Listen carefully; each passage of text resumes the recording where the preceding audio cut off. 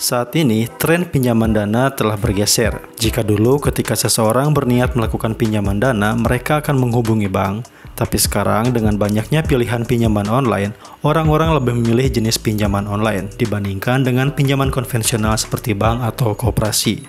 Di samping prosesnya yang super cepat, juga persyaratannya yang cukup mudah dan tanpa agunan. Sebenarnya mengajukan pinjaman online itu mudah dan pasti disetujui jika kalian tahu caranya. Tapi meskipun begitu, banyak yang masih gagal untuk melakukan pinjaman online via aplikasi.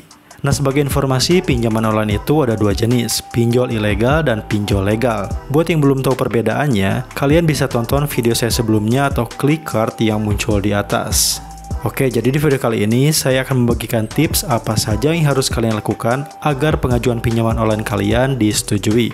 Simak videonya sampai akhir agar tidak ada informasi yang terlewat. Yang harus kalian perhatikan pertama kali sebelum mengajukan pinjaman online adalah pilih pinjaman online yang legal. Kenapa begitu? Karena selain pinjol legal memberikan limit kredit yang lebih besar, bunga pinjaman pun akan jauh lebih kecil jika dibandingkan dengan pinjol ilegal. Yang kedua, isi data dan penuhi syarat peminjaman dengan benar. Maksudnya di sini adalah identitas diri dan persyaratan lain seperti KTP dan selfie harus difoto dengan jelas, tidak blur dan terbaca.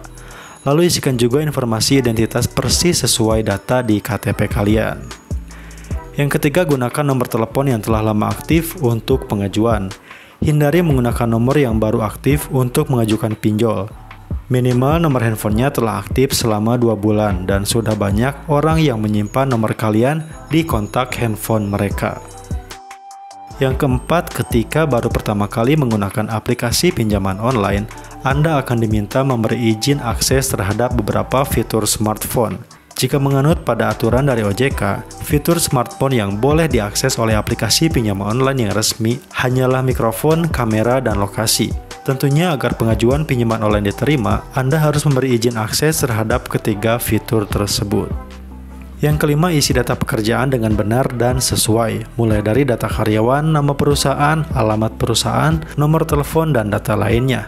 Ini berkaitan erat dengan kemungkinan pinjaman kalian disetujui, karena nantinya pihak aplikasi akan menghitung secara proporsional kemampuan kalian dalam membayar cicilan berdasarkan penghasilan. Berhubungan dengan poin sebelumnya, sebisa mungkin ajukan ketika kalian sedang berada di lokasi atau alamat yang sama dengan data di KTP, ataupun di lokasi tempat kalian bekerja. Kenapa harus seperti itu? Karena pihak aplikasi akan melihat titik lokasi kita ketika pengajuan. Dan ini secara tidak langsung memberitahukan kepada aplikasi bahwa data yang kita berikan adalah benar. Poin selanjutnya yang gak kalah penting yaitu kontak darurat. Pastikan kalian memberikan kontak darurat dengan nomor aktif yang bisa dihubungi dan mengenal kalian dengan baik.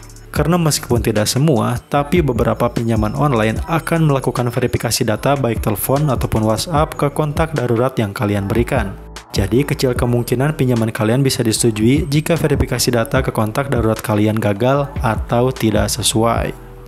Yang terakhir, ketahui scoring kredit BI checking kalian atau informasi debitur slik OJK.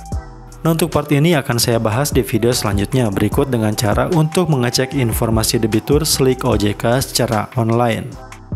Nah, itulah beberapa tips agar pengajuan pinjaman online kalian disetujui. Seperti biasa, jika ada pertanyaan, kalian bisa tinggalkan komentar dan terima kasih telah menonton video ini.